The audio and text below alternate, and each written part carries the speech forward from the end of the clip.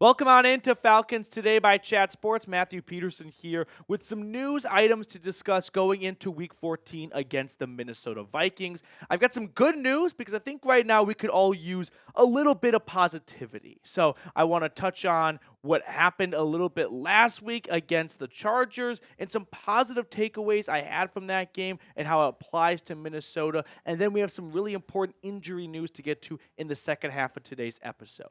But really quickly, I was looking at the analytics between our channel and the Vikings channel here at Chat Sports. They have a very slim lead in subscribers gained so far this week. I want to take them down before kickoff on Sunday. So if you want to beat the Vikings on Sunday, help me do that in the walls of Chat Sports here. Click that subscribe button down below.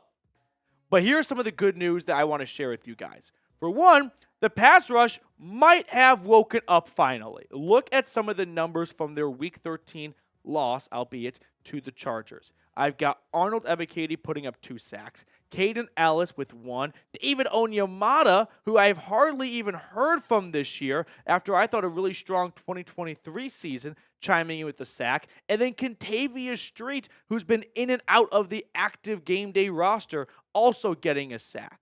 The Chargers gave up their second most sacks in Week 13 to Atlanta, 5 altogether, only trailing when the Cleveland Browns sacked Justin Herbert 6 times back in Week 9. What's weird about this is the Chargers won this game and won this game. So much for correlation. But overall, Atlanta's pass rush is still miles behind everyone else. You want to hear something sad? The Falcons had 5 sacks in Week 13. They went from dead last to dead last in sacks. If any other team in the National Football League had a 5-sack game, they would jump up in the rankings. Only Atlanta could stay at the bottom with a 5-sack performance. Now, they're at least generating some level of pressure.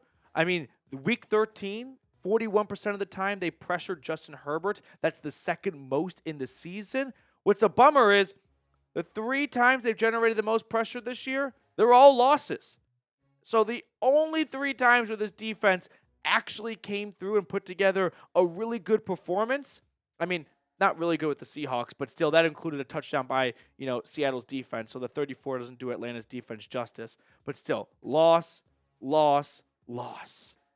mean, this is a defense that is not playing near the middle of the pack, but the times they do put together a couple of good quarters here and here, I've got Younghoe Koo missing 3 kicks, and I've got Kirk Cousins scoring more touchdowns for the opposition than his own team.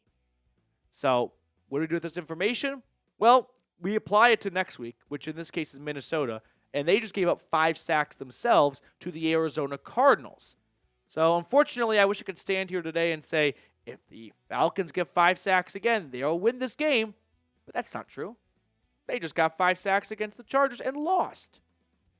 However, I think we can all agree 5 sacks is not just a small step of improvement for this defense. It's a big leap. And so hopefully coming out of the bye week, they can kind of stay re-energized and have some extra fresh legs on that defensive line and that pass rush. And it can't hurt to get more sacks. That's basically what I'm trying to say here. Even though it's not going to be a 1-to-1 ratio of more sacks equal more wins, as we saw in Week 13, that's not always the case. It's still better than having no sacks.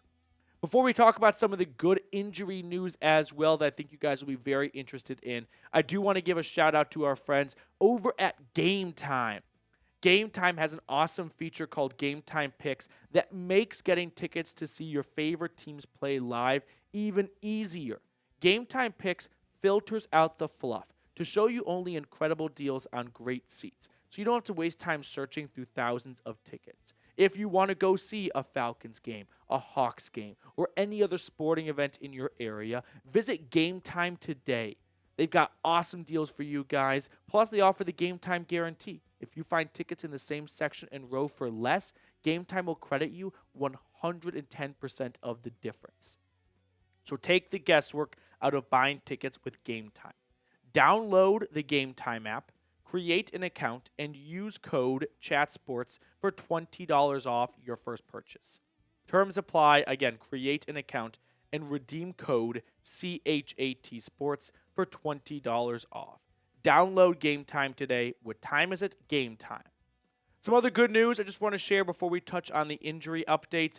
Grady Jarrett, if you missed it, was the Atlanta Falcons nominee for the Walter Payton Man of the Year award. The Walter Payton Man of the Year award highlights players who are performing excellency on the field and off the field within their communities. And Grady Jarrett, who runs the Grady Gives Foundation, which helps scholarships to underprivileged students, also kickstarted anti-bullying events, has raised a lot of money, $75,000 from himself, I saw, and then a whole lot more on top of that from fundraisers. So congratulations to Grady for being recognized for such a prestigious award. And then if you're ever looking to gain a little bit of an insight into the locker room of who these guys are beyond just the stats and whatnot, here's one of the best, and they don't come around as often as we'd hope for, but Grady Jarrett is truly one of one for Atlanta on and off the field, someone who's from the area, and I hope stays a Falcon for his entire career.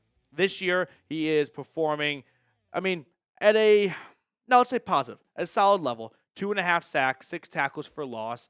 He's coming off that torn ACL. He's getting up in the age column, so that's definitely a poor time for a major injury like that to happen. But still, Jarrett has been a really strong force on the interior of that defensive line. He, to me, is still playing at an above-average level across the NFL.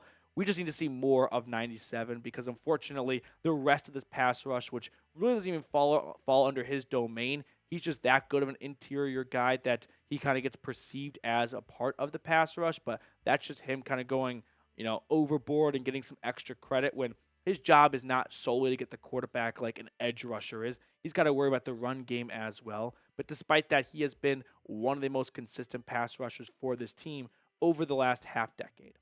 Some injury news here. Darnell Mooney, who was limited or did not practice on Wednesday with the wrist/Achilles injury, he was a full participant on Thursday. So definitely on a good track for him to play on Sunday. The injuries for Mooney have kind of popped up recently between a hammy and an Achilles. So a little bit concerned with those soft tissue injuries. They never really seem to fully go away during the year, but still a very positive sign to see him participate during practice on Thursday. Mike Hughes, who I know we're all focused on the revenge game for Kirk Cousins, it's also a revenge game for Hughes. He was a first-round pick by the Vikings back in 2018, was it? Well, he's been dealing with a neck injury. However, he was a full participant on Thursday. So a very positive sign to hopefully get him back on the field opposite of A.J. Terrell because it'll be an all-hands-on-deck type of game with Justin Jefferson and Jordan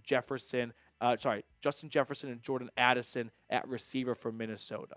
And then finally, we got Nate Landman, who's been dealing with injuries as of late as well. Troy Anderson was a full participant, and Nate Landman, I think, was limited. So we're seeing some positive signs from the linebackers to get healthy. Atlanta really needs all the help they can get at every position right now. It's not like the linebackers are the thing that's holding this team back, but when you're in the midst of a 3-game losing streak, every single position group has to step it up a little bit, including the linebackers, who I don't think have been bad this year, but unfortunately, 2 out of the 3 have been very banged up, and it would be nice to get some continuity back at that position. So before we get on out of here, I do want to get your score predictions. Falcons versus Vikings. Let me know in the comment section below. I'm nervous about this game. I don't know why we should have reason to believe that this 3-game losing streak is going to come to a screeching halt other than that's the NFL. You're never as good as you think you are, and you're never as bad as you think you are. So hopefully with a good game plan and maybe a couple of bounces going Atlanta's way, the Falcons can get back in the win column and give themselves a little bit of breathing room between themselves and the Buccaneers for that NFC South division. As always, I want to show some love to the Dirty Birds Club. Thank you guys for always going above and beyond to support the channel. It's great to see familiar names and faces in the chat, so make sure you come hang out with us for the rest of the season. If you are just stopping by the channel for the first time, hit that subscribe button down below. Like the video. It really goes a long way to help boost the channel. Appreciate everyone for tuning in. Enjoy the rest of your day, and I'll see you all later.